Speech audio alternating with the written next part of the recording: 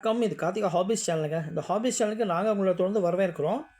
நாங்கள் இந்த சேனலில் பார்த்தீங்கன்னா இங்கிட்ட இருக்கிற ரேர் காயின்ஸ், ஸ்டாம்ப்ஸ், கரன்சிஸ் அதை பற்றி டீல்ஸாக கொடுத்து வந்துக்கிட்டு இருக்கோம். இது மெயினாக பார்த்தீங்கன்னா புதுசாக கலெக்ஷன் வந்து ரொம்ப உபயோகமாக இருக்கும்.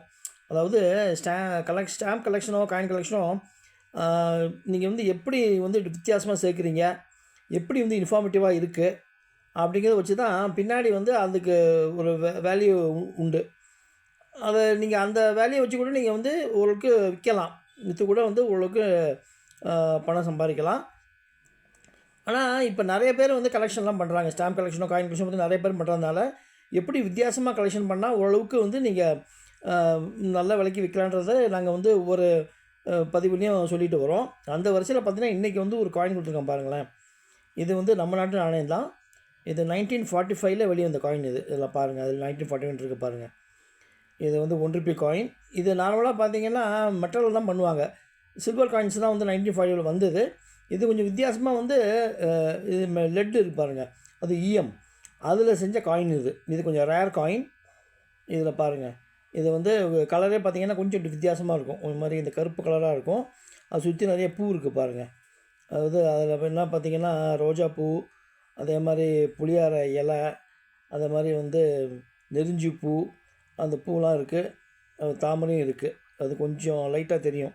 ஏன்னா கொஞ்சம் பழைய காயினால் கொஞ்சம் அதோடைய பிரிண்ட்டு வந்து கொஞ்சம் மங்கலாக இருக்குது. நீங்கள் உத்து பார்த்தீங்கன்னா தெரியும் உங்களுக்கு. இந்த காயின் பார்த்தீங்கன்னா வெளிவந்த ஆண்டு வந்து 1945 தெளிவாக இருக்குது பாருங்கள். இங்கே பார்க்கலாம், வெளிவந்த ஆண்டு இருக்குது பாருங்கள்.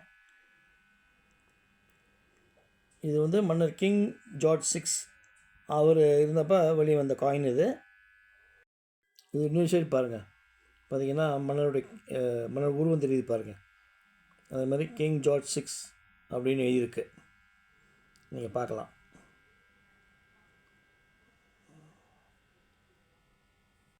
இதோடைய விலை வந்து மார்க்கெட்டில் நான் செக் பண்ணி பார்த்தேன், எனக்கு கிடைக்கல. நீங்கள் வந்து கூகுளில் வேணால் செக் பண்ணி பார்க்கலாம். ஆனால் இதெல்லாம் வந்து புழக்கத்தில் இருக்காது. நீங்கள் வந்து வாங்கி தான் உங்கள் காயின் கலெக்ஷனில் வந்து சேர்த்துக்கலாம். அது மாதிரி ஒவ்வொரு நாட்டிலையும் பார்த்திங்கன்னா இந்த மாதிரி வித்தியாசமான மெட்டலில் பண்ணியிருப்பாங்க. லெட்டில் இருக்குது, கோல்டு காயின்ஸ் இருக்குது. அந்த மாதிரி நீங்கள் வந்து ஓல்டு காயின்ஸ் நீங்கள் வந்து தனியாக கலெக்ஷன் பண்ணாலே அதுக்கு வந்து தனியாக வந்து வேல்யூ இருக்கும். நீங்கள் வந்து இப்படி தான் சேர்க்கணுன்றது இல்லை. அதாவது நீங்கள் வந்து எப்படி வேணால் வித்தியாசமாக சேர்க்கலாம்.